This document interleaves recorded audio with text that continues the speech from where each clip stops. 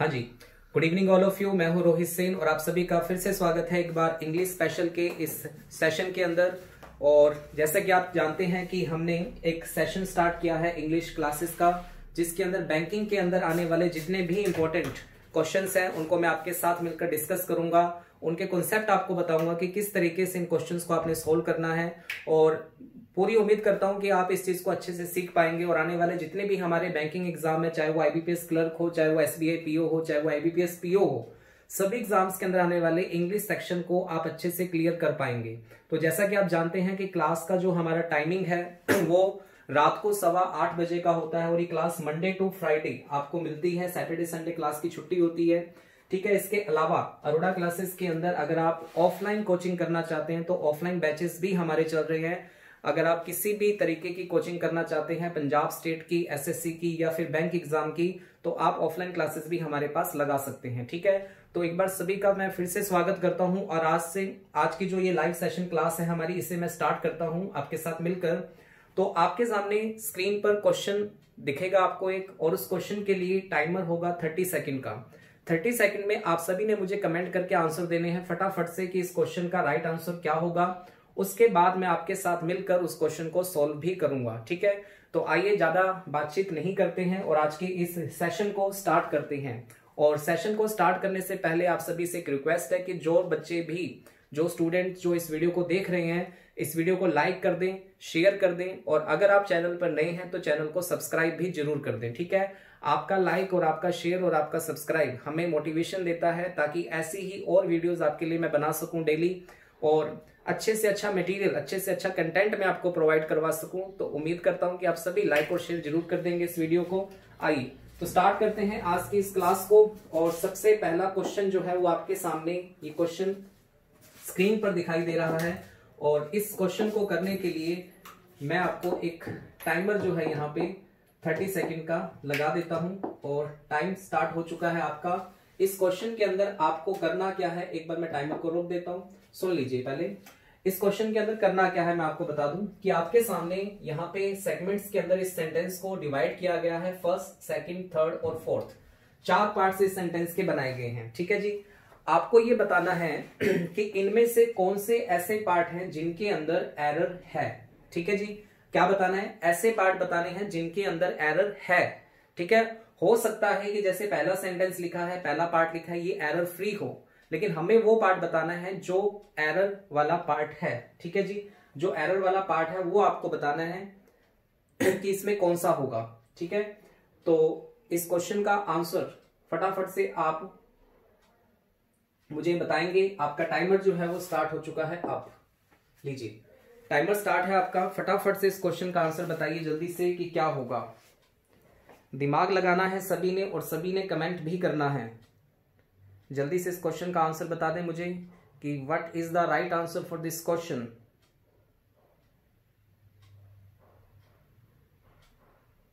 Very good, सभी comment करें।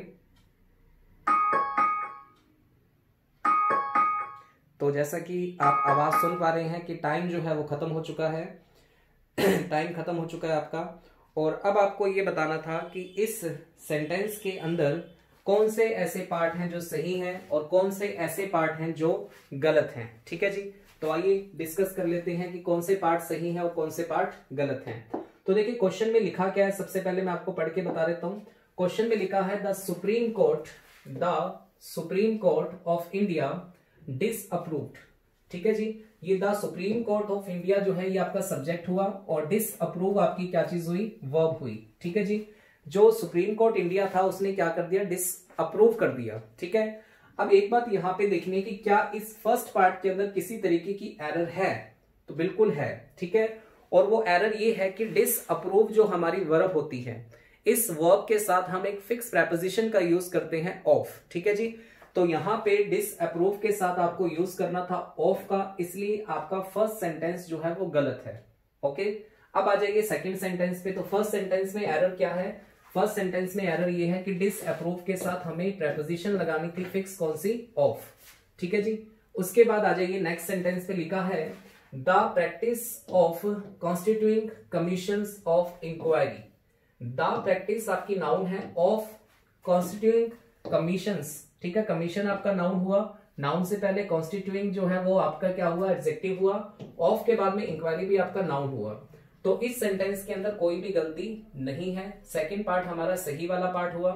उसके बाद लिखा है at the cost of tax payers and let them continue for years together, ठीक है। अब देखिए इस सेंटेंस के अंदर आपको यहां पे दिया है लेट।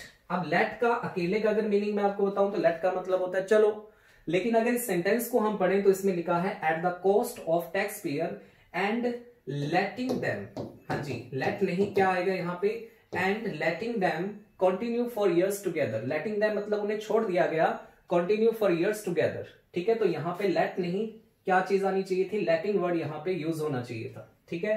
तो आपका जो थर्ड सेंटेंस था इसमें भी आपके पास एरर थी, कौन सी, लेट की स्थान पे क्या आएगा, लेटिंग। क्वेश्चन नंबर 4 की बात करूं इसी में, तो लिखा है without serving any useful purpose, ठीक है जी।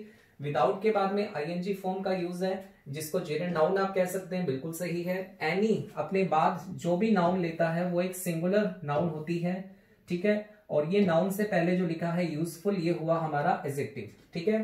तो नंबर 4 के अंदर भी कोई गलती नहीं है, और नंबर जो आपका 2 था इसमें भी कोई गलती नहीं है। अगर आपसे पूछे एरर वाले पार्ट कौन से थे, तो एरर वाले पार्ट हमारे थे ओनली फर्स्ट एंड थर्ड, ये जो पार्ट है ये हमारे एरर वाले पार्ट हैं, ठीक है। एक बार इस क्वेश्चन को फटाफट से देख लो, फिर चलते हैं अगले क्वेश्चन पर। इस क्वेश्चन का आंसर जो है वो आपके पास क्या आया है, इस क्वेश्चन का आंसर हमने दिया है वो है ए, यानी कि ए ऑप्शन, ठीक है। कौन से पार्ट एरर वाले थे, तो आपका जो एक नंबर पार्ट और थर्ड नंबर पार्ट, ये तो जो पार्ट है वो आपके एरर वाले पार्ट थे, ठीक है। सभी को उम्मीद करता हूं कि क्वेश्चन समझ आ गया होगा, और चलते हैं फिर अब अपने अगले क्वेश्चन की तरफ, ठीक है जी। आइए, तो अगला क्वेश्चन आपकी स्क्रीन पर ये रहा, और टाइमर जो है आपका वो 30 सेकेंड का स्टार्ट हो चुका है। फटाफट से अपना आंसर दीजिए। क्वेश्चन नंबर 2 के लिए फटाफट से अपना आंसर दीजिए, क्या आएगा।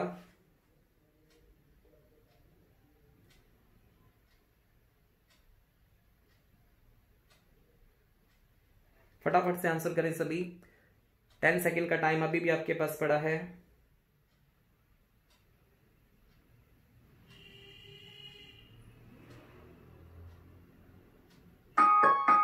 हाँ जी, तो जैसा कि आपने आवाज सुन ली है कि आपका जो टाइमर है वो बिल्कुल यहाँ पे खत्म हो चुका है टाइम आपके लिए। एक छोटी सी चीज इसमें देखना कि आपको जो पहला मैंने क्वेश्चन करवाया उसमें मैंने आपसे पूछा कि गलत पार्ट कौन सा है या सही पार्ट कौन सा है, ठीक है। तो अब आपको जो भी आंसर देने हैं नेक्स्ट जितने भी क्वेश्चंस के अंदर, वो आपने सिर्फ मुझे सही पार्ट बताना है, ठीक है जी, गलत पार्ट नहीं बताना, इसमें मुझे आप सही पार्ट बताएंगी।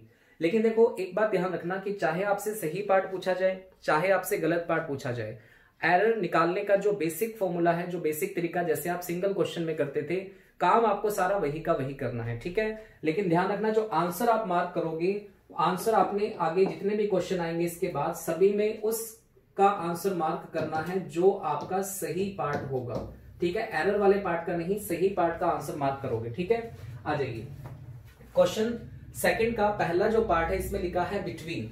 अब आपको पता है कि बिटवीन एक कंजंक्शन का काम भी करता है, और कंजंक्शन जब बिटवीन आता है तो इसका पेयर हमें दिया हुआ है क्या चीज, एंड। तो बिल्कुल सही है, बिटवीन का पेयर एंड होता है।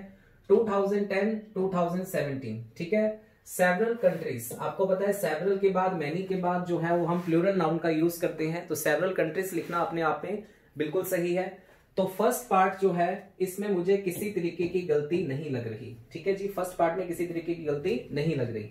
क्वेश्चन इसी का पार्ट 2 हम पढ़ें तो लिखा है मेक रैपिड प्रोग्रेस, ठीक है। अब अगर एक बात आप थोड़ी सी ध्यान से यहाँ पे समझें, तो बात हुई थी बिटवीन 2010 2017, तो इससे हमें एक बात क्लियरली यहाँ पे पता लग रही है कि बात 2010 से लेके 2017 के बीच अगर हो रही है तो ये सारी की सारी कहानी हमारी पास्ट की शो कर रहा है। और अगर ये कहानी सारी की सारी पास्ट की शो हो रही है तो यहाँ पे हम मेक नहीं, हम यहाँ पे यूज करेंगे किसका, मेट का। किसका यूज करेंगे, मेट का।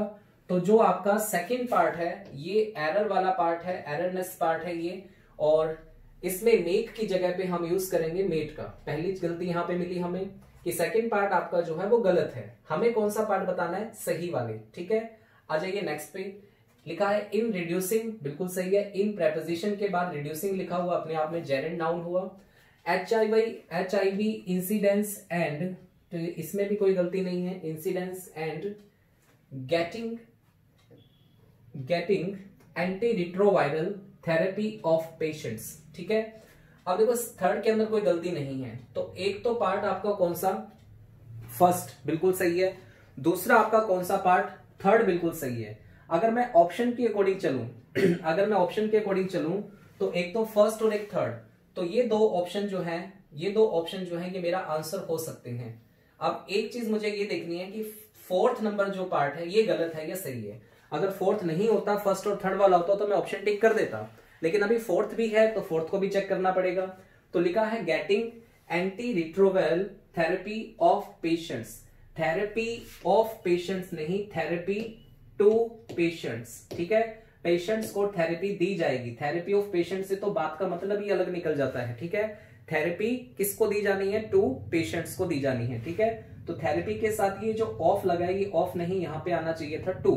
तो इसका मतलब देखिए क्या हुआ कि हमारा फर्स्ट पार्ट बिल्कुल सही था, हमारे सेकंड पार्ट में एरर थी, मेक की जगह हमने क्या किया, मेट किया।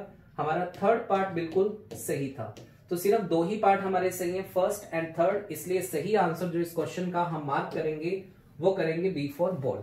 ठीक है जी, तो जितने भी लोगों ने आंसर किया है बी फॉर बॉल को, वो सभी का आंसर बिल्कुल सही है। मैं आपको फिर से एक बार बता दूं, क्वेश्चन के अंदर आपने आंसर उसे मार्क करना है जो पार्ट एरर फ्री है। ठीक है, एरर फ्री वाला जो पार्ट है उसे आपने मार्क करना है, एरर वाले पार्ट को आपने मार्क नहीं करना है। ठीक है, आगे से ध्यान रखना क्वेश्चन के अंदर आपको। चलिए, तो उम्मीद करता हूं कि ये सारी बातें आपको अच्छे से समझ आ गई होंगी कि इस सेंटेंस में हमने एरर थी क्या और उसको करेक्ट हमने कैसे किया। ठीक है जी, आइए आगे चलते हैं क्वेश्चन नंबर हमारे थर्ड की तरफ। तो थर्ड नंबर क्वेश्चन आपकी स्क्रीन पर ये रहा और इसके लिए 30 सेकंड का टाइमर जो है वो आपका स्टार्ट हो चुका है। फटाफट से इस क्वेश्चन का आंसर बताइए कि इन चारों में से कौन से ऐसे पार्ट हैं जो एरर फ्री हैं, कौन से ऐसे पार्ट हैं जो एरर फ्री हैं। जल्दी से अपना अपना आंसर आप कमेंट बॉक्स के अंदर कमेंट करें, स्पीड बढ़ाएं अपनी क्वेश्चन का आंसर देने की। 30 सेकंड का क्वेश्चन के लिए जो टाइमर लगा है उसी पीरियड के अंदर अपना आंसर देने की कोशिश करें फटाफट से सभी लोग। तो 30 सेकंड का टाइमर आपका चल रहा है और इसी के साथ जो है वो आपका टाइम जो है वो हो चुका है खत्म। ठीक है, 30 सेकंड का टाइमर हुआ हमारा यहाँ पे खत्म। आइए चेक करते हैं कि क्वेश्चन नंबर थर्ड जो हमारा था, क्वेश्चन नंबर जो थर्ड हमारा था, इसमें एरर कौन से पार्ट में थी और इसमें सही पार्ट कौन से थे। हमें तो सही पार्ट पे ही मार्क करना है। चलिए, सबसे पहले लिखा है, सबसे पहले फर्स्ट पार्ट में लिखा है अ ग्रुप ऑफ बैंक्स। क्या लिखा है, अ ग्रुप ऑफ बैंक्स। आपको याद होगा कि सब्जेक्ट वर्ब एग्रीमेंट का एक टॉपिक आपने पढ़ा है या नाउन का टॉपिक आपने पढ़ा है। तो उस टॉपिक में हमने पढ़ा है कि अगर हमें इस तरीके से लिखा हो a group of, a series of, a lecture of, ठीक है, तो ये सारी चीजें अपने एक ग्रुप बनाती हैं और ये हमें एक सिंगुलर के लिए शो होता है। ठीक है, अ ग्रुप ऑफ लिखा है तो ये सिंगुलर शो होता है। ठीक है, अब लिखा है group of banks including public sector, private sector and foreign banks. यानी बैंक्स के अंदर भी कौन कौन से बैंक आ गए आपके, पब्लिक सेक्टर के बैंक आ गए, प्राइवेट सेक्टर के बैंक आ गए और फॉरेन बैंक्स इसके अंदर इंक्लूड हो गए। ठीक है जी, तो इस सेंटेंस में मुझे कोई मिस्टेक नहीं लग रही है, तो फर्स्ट को मैं लिख लेता हूं यहाँ पे, ये मेरा एरर फ्री पार्ट है। ठीक है जी, फर्स्ट जो है वो मेरा एरर फ्री पार्ट है। सेकंड में लिखा है हैव। अभी देखो मैंने आपको क्या कहा कि एक ग्रुप ऑफ लिखते हैं जब हम, तो ये सिंगुलर शो होता है और सिंगुलर अगर शो होगा तो इसके साथ आने वाली हेल्पिंग वर्ब भी सिंगुलर हुई होगी। तो इसलिए यहाँ पे हैव ना होकर यहाँ होना चाहिए था क्या चीज, हैज। क्या चीज होनी चाहिए थी, हैव की जगह पर हैज होना चाहिए था। और अगर हैव की जगह हैज है तो इसका मतलब ये हुआ कि सेकंड जो सेंटेंस है वो मेरा एरर वाला सेंटेंस है। सेकंड सेंटेंस मेरा एरर वाला सेंटेंस है। अब एक बात अगर मैं यहाँ पे देखूं तो देखो सेकंड वाला तो एरर वाला है तो ये मेरा आंसर नहीं हो सकता। सेकंड वाला तो एरर वाला है, ये मेरा आंसर नहीं हो सकता। सेकंड वाला तो एरर वाला पार्ट है, ये मेरा आंसर नहीं हो सकता। और अगर एरर है तो नो एरर वाला आंसर भी नहीं हो सकता। इसलिए आंसर मेरे पास सीधा सीधा क्या आ जाएगा, सी फॉर चेन्नई। ठीक है जी, ये शॉर्ट ट्रिक, इसको आप शॉर्ट ट्रिक बोल सकते हैं। अब इसे शॉर्ट ट्रिक को हर जगह आजमाया नहीं जा सकता, लेकिन अगर आपकी किस्मत अच्छी है, अगर आपको ऑप्शन ऐसा दिया है तो बिल्कुल आप इसे यूज कर सकते हैं। ठीक है, मुझे इतनी सी बात पता थी कि सेकंड पार्ट मेरा बिल्कुल गलत है और ऑप्शन मैंने वो चूज करना है जो बिल्कुल सही है। तो अगर इसमें सेकंड है, इसमें सेकंड है, इसमें भी सेकंड है, तो राइट आंसर मेरा क्या आया? सी। ठीक है, अब आगे चेक करने की आपको जरूरत भी नहीं है, अगर आप करना चाहते हो तो कर लो।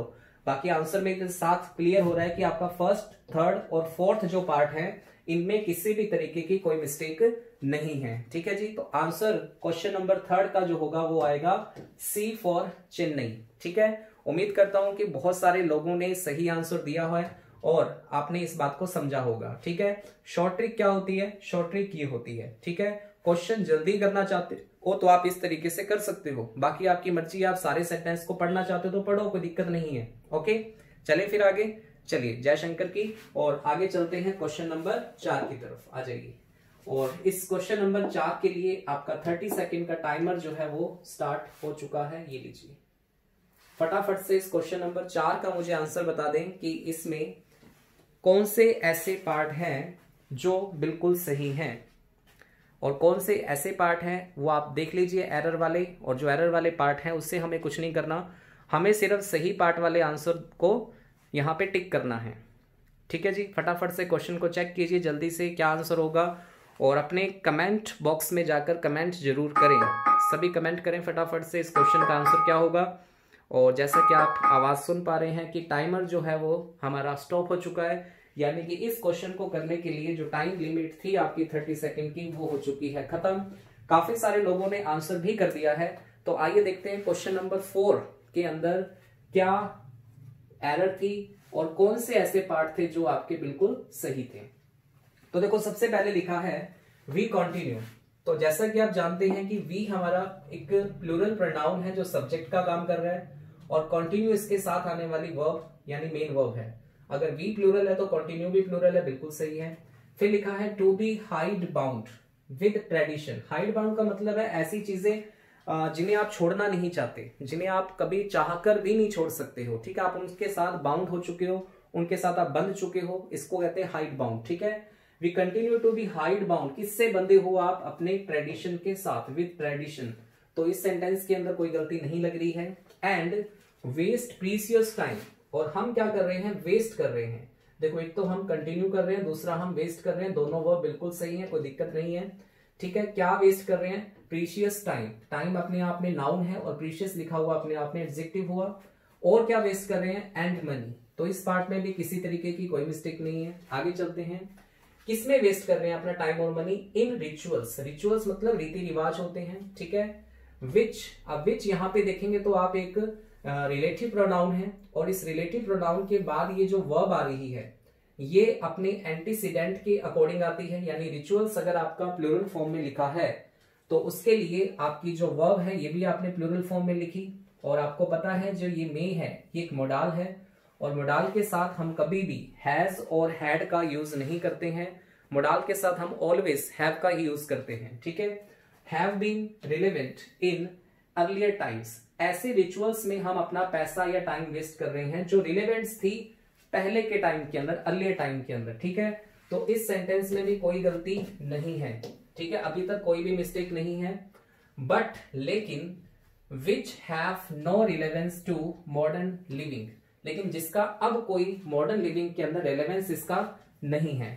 तो बच्चों, प्यारे बच्चों, इस सेंटेंस का जो राइट आंसर था वो था नो एरर, यानी इस पूरे क्वेश्चन के अंदर किसी भी तरीके की कोई भी मिस्टेक नहीं दी है।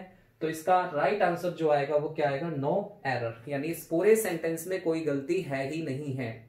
ठीक है जी, तो जितने भी लोगों ने नो एरर इस क्वेश्चन का करेक्ट आंसर दिया है उन सभी को बधाई हो। और जिन्होंने आंसर नो एरर नहीं दिया वो एक बार इसे फिर से देख ले। अगर आपको किसी भी चीज के अंदर कोई डाउट लगता है तो आप बिल्कुल मुझसे पूछ सकते हैं, कमेंट करके आप मुझसे पूछ सकते हैं। ठीक है, दिक्कत ये नहीं है कि आपका आंसर गलत हो रहा है। ठीक है, आप अपने आंसर से सीखिए कि अगर मैंने कोई चीज गलत की तो वो गलती हुई कहां से, मैंने किस चीज को गलत पढ़ा। ठीक है, आप उस बिल्कुल मुझसे पूछ सकते हैं, आप कमेंट कर सकते हैं, अपना कोई भी चीज पूछना चाहें किसी भी तरीके की आप कमेंट में पूछ सकते हैं। या फिर अगर आप इसके अलावा भी अगर आप इस क्लास के अलावा भी अगर मुझसे कुछ पूछना चाहते हैं या कुछ डिस्कशन करना चाहते हैं तो आप हमारे व्हाट्सएप नंबर 8822010101 पर कॉल भी कर सकते हैं। ठीक है जी, तो चलिए आगे फिर करते हैं अगले क्वेश्चन की शुरुआत, यानी क्वेश्चन नंबर 5 ये रहा आपके सामने स्क्रीन पर।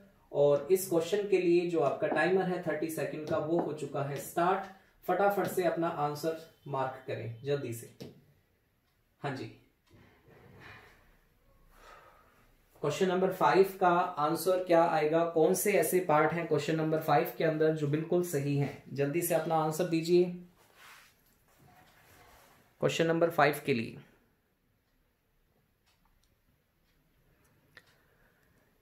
फटाफट से कमेंट बॉक्स में अपना आंसर जरूर आप भेजें। ठीक है जी, तो टाइमर जो है वो हो चुका है स्टॉप, यानी 30 सेकंड का टाइम जो था आपको इस क्वेश्चन को करने के लिए वो आपका खत्म हो चुका है। ठीक है जी, आइए तो देखो क्वेश्चन नंबर 5 को अगर हमें पढ़ें, मैं आपको 1 बाय 1 सारे सेंटेंसेस बता देता हूं क्या लिखा है इसके अंदर, और एरर किस पार्ट में थी और कौन से पार्ट सही थे वो हम अभी डिसाइड कर लेंगे। ठीक है, आइए तो देखो सबसे पहले लिखा है a tradition said to have been starting by Saint Francisco of Assisi. ठीक है, अगर आप इस सेंटेंस को अच्छे से पढ़ें तो इस सेंटेंस में लिखा है हैव के साथ लिखा है बीन और बीन के साथ लिखा है स्टार्टिंग, हैव बीन स्टार्टिंग, फिर लिखा है बाय। अब देखिए जिसने इसको स्टार्ट किया है यानी ये जो इसका डूअर है वो हमें दिया है कहां? बाय के बाद में। और आपको याद होगा कि जब हम डूअर को बाय लगा के लिखते हैं तो इसका मतलब सेंटेंस हमारा पैसिव फॉर्म में लिखा जाना चाहिए। और अगर सेंटेंस हमारा पैसिव फॉर्म में लिखा जाएगा तो पैसिव फॉर्म के अंदर हम वर्ब की थर्ड फॉर्म का यूज करते हैं। कौन सी फॉर्म का यूज करते हैं? वर्ब की थर्ड फॉर्म का यूज करते हैं। तो इसका मतलब यहाँ पे स्टार्टिंग नहीं, यहाँ पे होना चाहिए था स्टार्टेड। तो आपका जो फर्स्ट पार्ट है ये आपका एरर वाला पार्ट है, इस सेंटेंस के अंदर एरर है, लेकिन हमें आंसर देना है वो जिसमें एरर नहीं है। तो अगर मैं यहाँ पे ध्यान से देखूं तो ये दोनों ऑप्शन मेरे कट हो गए, ये दोनों ऑप्शन तो आ नहीं सकते क्योंकि इसमें भी एक लिखा हुआ है, इसमें भी एक लिखा हुआ है, तो एक में तो एरर है, हमें बताना है सही पार्ट। ठीक है, सेकंड और थर्ड अगर मैं इसे चेक कर लूं तो शायद मेरा आंसर मिल जाएगा मुझे, सेकंड और थर्ड। ठीक है, इसी को चेक करने से आंसर मिल जाएगा, फोर्थ को चेक करने की जरूरत शायद मुझे ना पड़े। ठीक है, उसके बाद लिखा है in 1223 at Greccio central Italy the nativity scene. अब ये जो सेकंड पार्ट आपको दिया है क्वेश्चन नंबर 5 के अंदर, इस सेकंड पार्ट के अंदर भी मुझे किसी तरीके की कोई गलती नहीं लग रही है।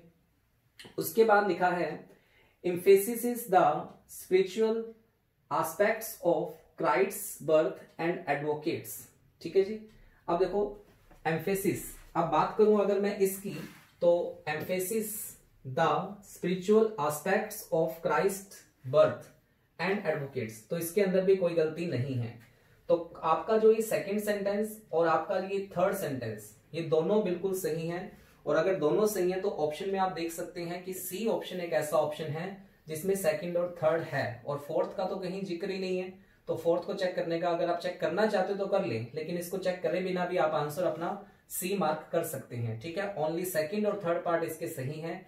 अब देखो फोर्थ के अंदर अगर हम बात करें तो लिखा है वर्शिप ओवर, तो देखो यहाँ पे वर्शिप नहीं, यहाँ पे वर्शिपिंग आएगा। वर्शिप जो है पूजा करना, ये एक वर्ब का काम करता है और आपको यहाँ पे वर्शिपिंग एक नाउन का काम करवाना है। ठीक है, तो advocates worshipping over materialism during the festivity season, तो वर्शिपिंग यहाँ पे आना चाहिए था। तो फोर्थ पार्ट भी आपका गलत है, लेकिन मैं कहूँ आपको फोर्थ पार्ट करने की चेक करने की जरूरत ही नहीं है। जब आपको पता है कि आपके इस सेंटेंस में एरर है यानी फर्स्ट में, तो इस सेंटेंस का आंसर नो एरर तो आ नहीं सकता।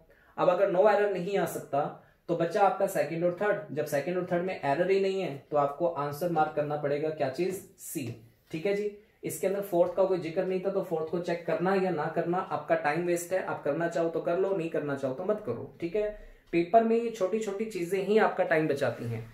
हम किसी क्वेश्चन पे अगर ज्यादा टाइम लगा देते हैं, ज्यादा टाइम लगाने से क्या होता है कि हम आगे आसान क्वेश्चन जो हमारे पास पड़े हैं हम आगे जा ही नहीं पाते, और फिर हमें लगता है यार पेपर बहुत टफ था। पेपर टफ नहीं था, पेपर में एक आधा क्वेश्चन टफ था, लेकिन उस पे जब हम ज्यादा टाइम लगाते हैं तो हम अपना बाकी का जो टाइम है वो यूज नहीं कर पाते। ठीक है, आइए आगे चलते हैं क्वेश्चन नंबर 6 पर।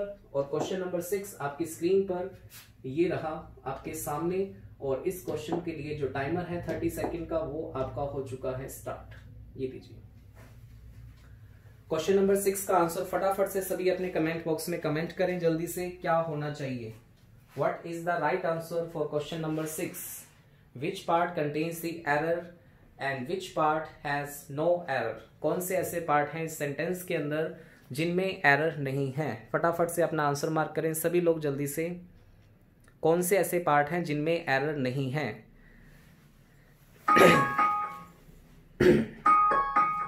लीजिए, तो टाइमर हो चुका है आपका एंड, यानी कि समय सीमा होगी है आपकी समाप्त। क्वेश्चन को एक बार अच्छे से देखें, उसके बाद मैं इस क्वेश्चन को आपके साथ मिलकर डिस्कस करूंगा। फटाफट से इस क्वेश्चन को देखें एक बार, और जिन लोगों ने अभी तक आंसर नहीं किया है फटाफट एक बार आंसर कर दें।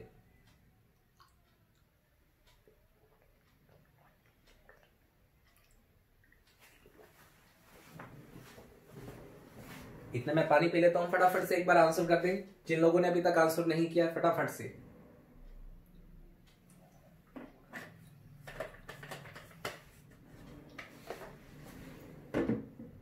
हाँ जी। अब देखिए इस क्वेश्चन के अंदर, इस क्वेश्चन की अगर मैं बात करूं तो क्वेश्चन नंबर 6 की अगर मैं बात करूं तो क्वेश्चन नंबर 6 में लिखा है the consumer economy score card. Starting से पढ़ना स्टार्ट करते हैं। लिखा है the consumer economy score card, ठीक है, ऑफ इंडिया, ऑफ इंडिया। अगर इस सेंटेंस को देखें तो आपका जो सब्जेक्ट है वो है the consumer economy score card, ठीक है। ये आपका सब्जेक्ट है। प्रेपोजिशन के बाद जो लिखा होता है वो ऑब्जेक्टिव केस होता है, इसलिए इसके अकॉर्डिंग वर्ब नहीं आती। वर्ब हमेशा ऑफ से पहले जो सब्जेक्ट आपको दिया है उसी के अकॉर्डिंग आती है, ठीक है जी। अब कंज्यूमर इकोनॉमी स्कोर कार्ड की अगर मैं बात करूं तो ये मेरा सब्जेक्ट है कैसा? ये सब्जेक्ट है सिंगुलर, और अगर आपका सब्जेक्ट सिंगुलर है तो इसके लिए जो वर्ब आपने यहाँ पे यूज की है अपीयर, तो ये वर्ब भी सिंगुलर फॉर्म में होनी चाहिए थी। तो मतलब कहने का ये हुआ कि यहाँ पे अपीयर नहीं, यहाँ पे होना चाहिए था क्या चीज? अपीयर्स, ठीक है जी। क्योंकि आपका सब्जेक्ट अगर सिंगुलर है तो उसके लिए जो वर्ब आप यूज कर रहे हो वो भी सिंगुलर वर्ब ही होनी चाहिए, ठीक है। इसलिए मैंने अपीयर की जगह पे क्या कर दिया? अपीयर्स। और जैसे ही हमने अपीयर की जगह पे अपीयर्स को किया तो इससे एक बात हमें क्लियर होगी कि जो सेकंड पार्ट है हमारा ये एरर वाला पार्ट है, और हमें चूज करना है ऐसा पार्ट जिसके अंदर एरर ना हो, ठीक है जी, जिसके अंदर एरर ना हो। अब देखिए सेकंड यहां भी लिखा है तो ये हमारा आंसर नहीं हो सकता। सेकंड यहां भी लिखा है, ये हमारा आंसर नहीं हो सकता, ठीक है। और नो एरर भी हमारा आंसर नहीं हो सकता, ठीक है जी। अब बात करते हैं थर्ड की। इसमें लिखा है विद व्हीकल सेल्स, ठीक है, ग्रोथ लॉसिंग मोमेंटम, इसमें किसी तरीके की कोई गलती नहीं है। Particularly bleak with vehicle sales growth losing momentum. कब मोमेंटम लॉस हो रहा है? After hinting at a turn around in the previous month, ठीक है। तो ना ही थर्ड के अंदर, ना ही फोर्थ के अंदर, और ना ही फर्स्ट सेंटेंस के अंदर किसी तरीके की कोई एरर है, ठीक है। एरर थी सिर्फ और सिर्फ आपके सेकंड पार्ट के अंदर, और सेकंड पार्ट में एरर जो थी वो सब्जेक्ट वर्ब एग्रीमेंट के टॉपिक से रिलेटेड थी कि अगर आपका सब्जेक्ट सिंगुलर फॉर्म में है तो आपकी वर्ब भी हमेशा सिंगुलर फॉर्म में ही आएगी। एक तो ये बात, और ये रोल आपके सामने इस तरीके से दिया जाता है नाउन 1, इसके बाद आपको दी जाती है प्रेपोजिशन, इसके बाद दी जाती है आपको नाउन 2। तो आपको बताया जाता है कि प्रेपोजिशन से जो भी पहले सब्जेक्ट आएगा इसी के अकॉर्डिंग हम वर्ब का यूज करते हैं, और इसके अकॉर्डिंग वर्ब का यूज इसलिए करते हैं क्योंकि प्रेपोजिशन अपने बाद यूज करता है किसका? ऑब्जेक्टिव केस का, और वर्ब आती है हमेशा किसके लिए? सब्जेक्ट के लिए। सब्जेक्टिव केस के अकॉर्डिंग वर्ब आती है, इसीलिए हम इस नाउन के अकॉर्डिंग वर्ब का यूज करते हैं। नाउन सिंगुलर होने के कारण हमने अपीयर की जगह क्या कर दिया? अपीयर्स, ठीक है जी। उम्मीद करता हूं कि आपको ये क्वेश्चन समझ आ गया होगा। तो क्वेश्चन नंबर 6 का राइट आंसर अगर मैं आपके लिए बताऊं तो राइट आंसर इसका आ जाएगा 1, 3, 4, यानी कि आपका जो बी पार्ट है ये बिल्कुल सही पार्ट है। तो जितने भी लोगों ने आंसर किया है बी को वो बिल्कुल सही है, और बाकी लोगों के आंसर जो है वो गलत है, ठीक है जी। आइए आगे चलते हैं, और अगला क्वेश्चन यानी कि क्वेश्चन नंबर 7 आपकी स्क्रीन पर ये रहा, और इसके लिए 30 सेकंड का टाइमर जो है वो आपका स्टार्ट हो चुका है। फटाफट से आंसर करें क्वेश्चन नंबर 7 के लिए। कि कौन से ऐसे पार्ट हैं जिनमें एरर नहीं है, या ये सेंटेंस ही पूरा नो एरर है, या कुछ पार्ट ऐसे हैं जो इसमें सही हैं। फटाफट से अपना अपना आंसर करें जल्दी से। कमेंट बॉक्स में बहुत कम लोगों के मैसेज आते हैं। जो भी क्लास देख रहे हैं आप अपना आंसर सेंड करें 30 सेकंड का जो टाइम है उसके अंदर अंदर। फटाफट से अपने आप को चेक करो। आप ये सोचो कि आप एक ऑनलाइन टेस्ट दे रहे हो और उस ऑनलाइन टेस्ट में आप पार्टिसिपेट कर रहे हो। अपने आप को ये मत माने कि आप एक क्लास अटेंड कर रहे हैं ऑनलाइन, ठीक है। आप ये सोचो कि आप एक ऑनलाइन टेस्ट कंडक्ट हो रहा है आपका और उसका आंसर आपने देना है, ठीक है। लास्ट में सभी अपना अपना स्कोर भी जरूर चेक करें और मुझे मैसेज करें कि आपका स्कोर आउट ऑफ 10 कितना था, ठीक है। तो चलिए क्वेश्चन नंबर 7 पे बात करते हैं। क्वेश्चन नंबर 7 की अगर मैं पहली लाइन पढ़ूं, फर्स्ट सेंटेंस अगर मैं इसका पढ़ूं तो लिखा है with new tools and new expeditions, ठीक है। नए टूल्स के साथ और नई एक्सपीडिशंस के साथ साइंटिस्ट आर पीयरिंग इनटू, साइंटिस्ट जो है वो आर पीयरिंग इनटू, पीयरिंग का मतलब होता है झांकना, पीयरिंग इनटू का मतलब हो गया किसी चीज में इन्वेस्टिगेट करना, ठीक है। किस चीज को इन्वेस्टिगेट कर रहे हैं? अंटार्कटिकास नूक एंड क्रैनीज, मतलब नूक एंड क्रैनी का मतलब उसका हर एक हिस्सा जो है वो क्या कर रहे हैं, उसकी इन्वेस्टिगेशन कर रहे हैं। तो अभी तक इस सेंटेंस के अंदर कोई गलती नहीं है। एंड इवन इट्स सब सरफेस, और इसके साथ साथ उसका जो सब सरफेस है उसको भी वो कवर कर रहे हैं। डिस्कवरिंग अ वर्ल्ड, एक ऐसे वर्ल्ड को डिस्कवर कर रहे हैं that seems unimaginable from more temperate climates, ठीक है। तो इस क्वेश्चन का जो सही आंसर था वो था नो एरर, यानी इस पूरे सेंटेंस के अंदर, इस पूरे सेंटेंस के अंदर कोई भी गलती नहीं है, कोई भी गलती नहीं है।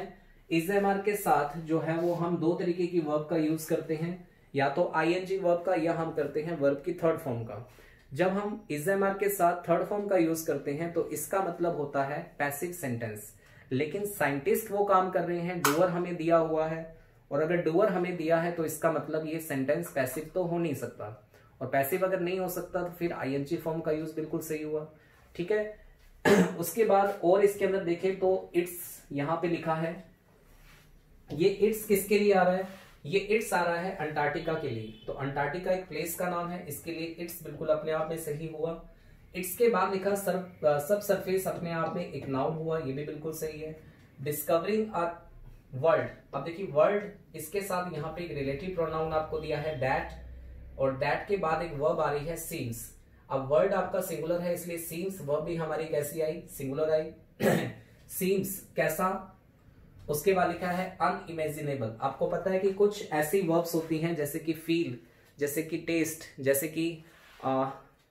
जैसे कि बिकम, ठीक है, जैसे कि सीम्स, ठीक है। ये वर्ब अपने बाद एडजेक्टिव का यूज करती हैं, तो इसलिए अनइमेजिनेबल जो वर्ड यहाँ पे लिखा है ये अपने आप में एक एडजेक्टिव है, ये भी बात बिल्कुल सही है। फ्रॉम मोर टेम्परेट क्लाइम्स, तो इसके अंदर कोई एरर नहीं थी। क्वेश्चन नंबर 7 का जो राइट आंसर था वो था ई, यानी कि नो एरर। तो जितने भी लोगों ने आंसर किया है ई, उनका आंसर बिल्कुल सही है, और बाकी सभी लोगों का आंसर जो है वो गलत है, ठीक है। आइए अब चलते हैं नेक्स्ट क्वेश्चन की तरफ, यानी कि हमारे क्वेश्चन नंबर 8 पे। और क्वेश्चन नंबर 8 के लिए 30 सेकंड का टाइमर जो है वो आपके लिए लग चुका है। फटाफट से आप अपना मैसेज करें आंसर की कौन सा पार्ट है जिसके अंदर एरर नहीं है। फटाफट से अपना आंसर करें सभी लोग जल्दी से। ऐसे कौन से पार्ट हैं इसके अंदर जिनमें एरर नहीं है? जल्दी से अपना आंसर करें।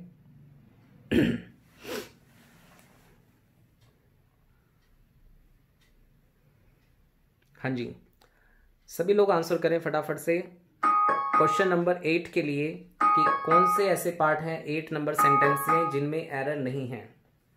अब देखिए एक बात मैं आपको यहाँ पे बताऊं कि पेपर में हम अक्सर इस बात को लेकर कंफ्यूज रहते हैं कि सर पेपर में ये पूछ लिया गया कि एरर कौन से पार्ट में है, या पेपर में ये पूछ लिया गया कि सर एरर कौन से पार्ट में नहीं है। तो इस बात से कोई ज्यादा फर्क नहीं पड़ता है।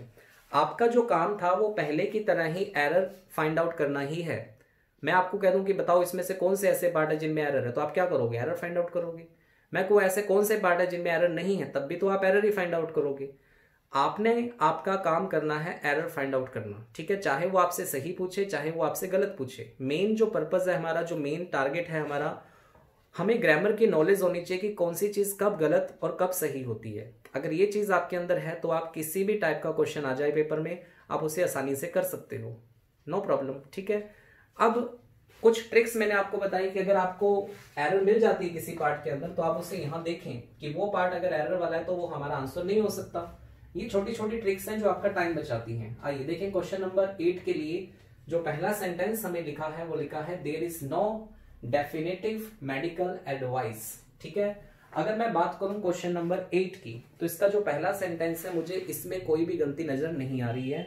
लिखा है there is no definitive medical advice, तो इसमें तो कोई गलती नहीं है, ठीक है जी। तो फर्स्ट पार्ट तो आपका सही है। उसके बाद लिखा है on when a resting heart rate is too high. When, अब देखिए इसमें लिखा है when a resting heart, heart कैसा, जो रेस्ट कर रहा है, तो हार्ट नाउन, रेस्टिंग यहाँ पे आपका एडजेक्टिव का काम कर रहा है। व्हेन, जब क्या होता है resting heart rate is too high हो जाता है। तो फर्स्ट और सेकंड इन दोनों में मुझे कोई गलती अभी तक नजर नहीं आ रही। फिर लिखा है but most medical experts agree that a consistently heart rate. अब देखिए इस सेंटेंस की अगर मैं बात करूं तो लिखा है बट अपने आप में कॉन्ट्रास्ट बताने का काम करता है, ठीक है। मोस्ट मेडिकल एक्सपर्ट्स जो हैं वो एग्री करते हैं इस बात को लेकर दैट की अ कंसिस्टेंटली हार्ट रेट। अब देखिए आ के बाद में, आर्टिकल के बाद में ये आपका नाउन हुआ, और नाउन से पहले जैसा कि आप जानते हैं कि हम नाउन से पहले यूज करते हैं एडजेक्टिव का, इसलिए यहां पे कंसिस्टेंटली ना होकर कंसिस्टेंट होना चाहिए था, ठीक है जी। नाउन से पहले आपको यूज करना चाहिए था एडजेक्टिव का, कंसिस्टेंटली ना होकर यहां पे होना चाहिए था कंसिस्टेंट। तो आपका जो थर्ड पार्ट है ये आपका एरर वाला पार्ट है, ठीक है जी। थर्ड पार्ट आपका एरर वाला पार्ट अगर है तो ना तो आपका आंसर बी आ सकता ना आपका आंसर सी आ सकता। और जैसा कि अभी हमने पढ़ा कि फर्स्ट और सेकंड दोनों में एरर नहीं थी, तो राइट आंसर हमारे पास क्या आ जाएगा, ए फॉर एप्पल। इस फोर्थ सेंटेंस को मुझे नहीं लगता कि चेक करने की जरूरत है। अगर फिर भी आप चेक करना चाहते हैं तो कर लीजिए। In the upper levels can put too much stress. यहां पे टू मच के बाद हम यूज करेंगे स्ट्रेस का, क्योंकि स्ट्रेस जो होता है वो नाउन होती है, और अगर आप स्ट्रेस लिख देते हैं तो फिर ये नाउन नहीं रहती। अब हमें नाउन ही क्यों चाहिए, इसका कारण ये है कि मच जो है वो आपका एक एडजेक्टिव है, और एडजेक्टिव के बाद हम यूज करते हैं किसका, नाउन का। तो फोर्थ सेंटेंस भी आपका एरर वाला पार्ट था, स्ट्रेस की जगह पे क्या आना चाहिए था, स्ट्रेस, ठीक है। लेकिन हमें बताने थे वो पार्ट जिनके अंदर एरर नहीं थी। तो एरर नहीं थी वो पार्ट आपके कौन कौन से हैं, एक तो पार्ट फर्स्ट और दूसरा आपका पार्ट सेकंड। और इसीलिए इस क्वेश्चन का जो राइट आंसर हम मार्क करेंगे वो मार्क करेंगे किसको, ए फॉर एप्पल को, ठीक है। तो जितने भी लोगों का आंसर ए फॉर एप्पल था वो बिल्कुल बिल्कुल सही है, ठीक है जी। बात समझ आ रही है सभी को। तो इस तरीके के क्वेश्चंस आपको आईबीपीएस के पेपर में, बैंक के एग्जाम के अंदर देखने को मिल जाते हैं। एरर किसी भी तरीके से आ सकते हैं। मैं बार बार आपको एक बात बताता हूं, लेवल कुछ भी हो, क्वेश्चन पूछने का तरीका कुछ भी हो, ठीक है। मेन चीज है आपको क्वेश्चन आना चाहिए। और आप जब घर से इस चीज के लिए प्रिपेयर होके जाते हैं कि यार अगर एरर का क्वेश्चन आ गया तो मैं कर लूंगा, पैराजंबल का क्वेश्चन आ गया तो मैं कर लूंगा, कनेक्टर्स का क्वेश्चन आ गया मैं कर लूंगा। काफी बच्चों ने मैसेज किया कि सर कनेक्टर्स करवा दीजिए, तो बिल्कुल कनेक्टर्स भी करवाऊंगा। जितने भी क्वेश्चंस आते हैं बैंक के अंदर मैं सारे के सारे आपको कवर करवाता हुआ चलूंगा, कोई दिक्कत नहीं है, लेकिन आराम से, ठीक है। अभी टाइम है हमारे पास, तो अगर मैं डेली भी अगर एक एक चीज लेके चलूं तो दिक्कत नहीं है, आपको मैं सारे क्वेश्चंस के कॉन्सेप्ट एक बार बता दूंगा, ठीक है। तो कनेक्टर्स के भी कॉन्सेप्ट मैं आपको बताऊंगा, उसके अंदर शॉर्ट ट्रिक आप कैसे अप्लाई कर सकते हो वो भी मैं आपके साथ डिस्कस करूंगा, या वर्ड रिप्लेसमेंट के क्वेश्चन मैंने आपको करवाए थे, पैराजंबल के क्वेश्चन मैंने आपको करवाए थे, एरर आपकी चल रही है। तो आपको एक अच्छा कंटेंट मिल रहा है। मैं आपसे बार बार सिर्फ एक ही चीज चाहता हूं, वो चीज ये है कि आप इस वीडियो को ज्यादा से ज्यादा लोगों तक पहुंचाएं, शेयर ज्यादा करें, लोगों को बताएं। आपके जो क्लासमेट्स हैं आप उनके साथ डिस्कस करें कि इस तरीके से क्लास होती है, आप वहां जाके अपनी तैयारी चेक कर सकते हो कि आप कितना कुछ जानते हो। जाता केयर आप एक ऑनलाइन टेस्ट की तरह ही इस क्लास को अटेंड करें, ठीक है। आपके सामने क्वेश्चन आता है, 30 सेकंड का आपको टाइम दिया जाता है, आप अपना आंसर मार्क करें, और उसके बाद उसकी एक्सप्लेनेशन जब आपके सामने आ रही तो इससे बेटर मैथ्स होता कुछ नहीं हो सकता। एक तो आपने टेस्ट दे दिया एक तरीके से, और दूसरा आपने उस चीज को सीखा भी, तो दोनों फायदे हो रहे हैं आपके। तो आप इस क्लास को जरूर शेयर करें, अपने क्लासमेट्स को बताएं, अपने रिश्तेदारों को बताएं, अपने भाई बहन को बताएं, जो भी इंसान जो तैयारी कर रहा है बैंक एग्जाम की, आप उसे जरूर इस इंफॉर्मेशन को शेयर करें, ठीक है। और अगर आपको अच्छा लगता है तो मैं बार बार आपको बोलता हूं कि आप कमेंट करके हमें बताएं, और ठीक है लाइक करें वीडियो को। ठीक है, जिन्होंने लाइक नहीं किया है फटाफट से एक बार लाइक कर दो वीडियो को जल्दी से। और उसके बाद चलते हैं हम क्वेश्चन नंबर हमारे 9 पर। तो क्वेश्चन नंबर 9 आपकी स्क्रीन पर है और इस क्वेश्चन के लिए 30 सेकंड का टाइमर आपका स्टार्ट हो चुका है। फटाफट से क्वेश्चन नंबर 9 का आंसर मुझे बताएं कि 9 नंबर क्वेश्चन के अंदर ऐसे वो कौन से पार्ट हैं जिनमें एरर नहीं है। एरर नहीं है इससे बात से मतलब नहीं है, आप वो ढूंढे एरर किस में है और जिसमें एरर है उसको छोड़ के जिसमें एरर नहीं है वो हमारा आंसर हो जाएगा। क्वेश्चन नंबर 9 को पढ़ें फटाफट से। The government proposed phone charge increases of an average 35% in January but delay the hike due to strong protest on the public. हाँ जी, तो टाइमर जो है वो उसने अपना अलार्म बजा दिया है कि समय सीमा जो है वो समाप्त हो चुकी है, टाइम्स अप। ठीक है, तो बहुत सारे लोगों ने कमेंट कर दिया है, जिन्होंने नहीं किया है फटाफट से इस क्वेश्चन का आंसर मुझे कमेंट करके बताएं जल्दी से। What is the right answer of question number 9? कौन से ऐसे पार्ट हैं जिनके अंदर एरर नहीं है? फटाफट से अपना कमेंट करें। जिन लोगों ने अभी तक नहीं किया है जल्दी से कमेंट करें। ठीक है जी, तो आइए डिस्कस करना स्टार्ट करते हैं क्वेश्चन नंबर 9 को। तो क्वेश्चन नंबर 9 में लिखा है the government proposed. The government आपका सब्जेक्ट हुआ, प्रपोज्ड आपकी वर्ब हुई और इस वर्ब से हमें एक बात समझ आ रही है कि वर्ब की सेकंड फॉर्म लिखी होने के कारण आपका सेंटेंस चल रहा है पास्ट में। Phone charge increases of an average 35% in जनवरी। कितना इंक्रीज हुआ? 35% इंक्रीज हुआ। कब? जनवरी के अंदर, कोई दिक्कत नहीं है। बट लेकिन डिले द हाइक, अभी देखिए हमने पढ़ा कि प्रपोज्ड आपकी सेकंड फॉर्म ऑफ वर्ब है, तो यहाँ पे डिले नहीं, यहाँ पे होना चाहिए था क्या चीज? डिलेट। क्या होना चाहिए था यहाँ पे? डिलेट, यानी कि सेकंड फॉर्म ऑफ वर्ब का यूज होगा। और अगर यहाँ पे डिलेट होगा तो इसका मतलब ये हुआ कि हमारा थर्ड पार्ट जो है उसमें एरर है।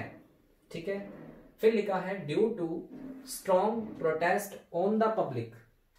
Due to strong protest on the public, तो मुझे पढ़ने से साफ साफ यहाँ पे क्लियर हो रहा है कि ये प्रेपोजिशन जो ऑन है ये कहीं ना कहीं यहाँ पे गलत है। Due to strong protest for the public, ये हो सकता है यहाँ पे फॉर द पब्लिक, पब्लिक के लिए, लेकिन ऑन कहना तो अपने आप में बिल्कुल गलत है।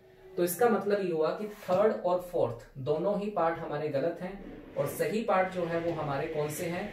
फर्स्ट और सेकंड। इसलिए इस क्वेश्चन 9 का आंसर जो होगा वो होगा फर्स्ट और सेकंड, यानी कि ऑप्शन सी। और जिन लोगों ने ऑप्शन सी मार्क किया है वो बिल्कुल आंसर उनका सही है कि फर्स्ट और सेकंड पार्ट हमारे बिल्कुल सही है और थर्ड और फोर्थ पार्ट में एरर थी, क्योंकि क्वेश्चन में हमें ये कहा गया था कि हमें सही पार्ट बताना है, इसलिए हम मार्क करेंगे किसको? ऑप्शन सी को। ठीक है जी, तो 9 क्वेश्चन आपके हो चुके हैं अभी तक की इस क्लास के अंदर और मुझे पूरी उम्मीद है कि आप इस बात को अच्छे से एंजॉय कर रहे होगे घर बैठे। और लास्ट क्वेश्चन है अभी आपका 10 नंबर, और 10 नंबर क्वेश्चन के बाद आप सभी ने मुझे बताना है कि 10 में से कितने क्वेश्चन आपके सही थे, कितने क्वेश्चन का आप सही जवाब दे पाए 30 सेकंड के टाइम के अंदर। ठीक है, सभी मुझे मैसेज करके बताएंगे। इस क्वेश्चन के बाद लास्ट क्वेश्चन है ये हमारा आज का, और इस क्वेश्चन के बाद सभी आप मुझे मैसेज करेंगे फटाफट से। ठीक है, आइए तो आज के लास्ट क्वेश्चन से आपको मिलवाता हूं। वही क्वेश्चन, वही टाइप, वही सब कुछ है। आपको बताना है कि क्वेश्चन नंबर 10 में वो कौन से पार्ट हैं जो बिल्कुल सही है, और समय सीमा आपकी हो चुकी है शुरू। घड़ी रानी ने चलना स्टार्ट कर दिया है। फटाफट से क्वेश्चन नंबर 10 का आंसर आप बताएं जल्दी से क्या होगा। सभी अपना कमेंट जो है वो कमेंट बॉक्स में करें। इस क्वेश्चन का आंसर सभी ने देना है। जितने भी लोग वीडियो देख रहे हैं इस क्वेश्चन का आंसर सभी ने देना है। हाँ जी, सभी आंसर करेंगे इस क्वेश्चन के लिए।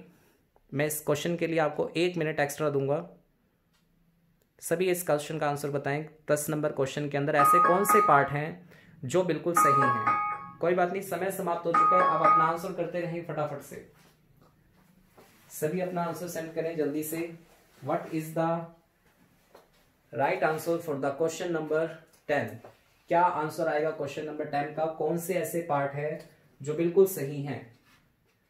छोटी छोटी चीजें देखो, अगर छोटी छोटी चीजें अगर आपको समझ आ जाएंगी तो उसके बाद कोई दिक्कत ही नहीं रहेगी आपको। ठीक है, चलिए करें स्टार्ट फिर। आइए क्वेश्चन नंबर 10 का फर्स्ट सेंटेंस अगर मैं पढ़ूं तो लिखा है क्वालिटी ऑफ लाइफ। ठीक है जी, क्वालिटी ऑफ लाइफ। ऑफ से पहले क्वालिटी भी नाउन है, लाइफ भी हमारा नाउन है।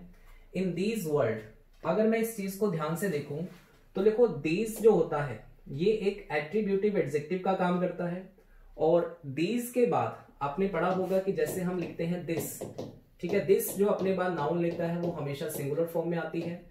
इसी तरीके से दैट जो होता है ये भी अपने बाद नाउन कैसी लेता है, सिंगुलर। इसी तरीके से अगर लिखा हुआ मिलता है दीज तो ये नाउन लेता है कैसी, प्लूरल। और इसी तरीके से अगर लिखा मिलता है दोस्त तो ये भी नाउन कैसी लेता है, प्लूरल। ठीक है, तो लिखा है दीज, तो दीज के बाद वर्ड लिखना तो अपने आप में गलत है।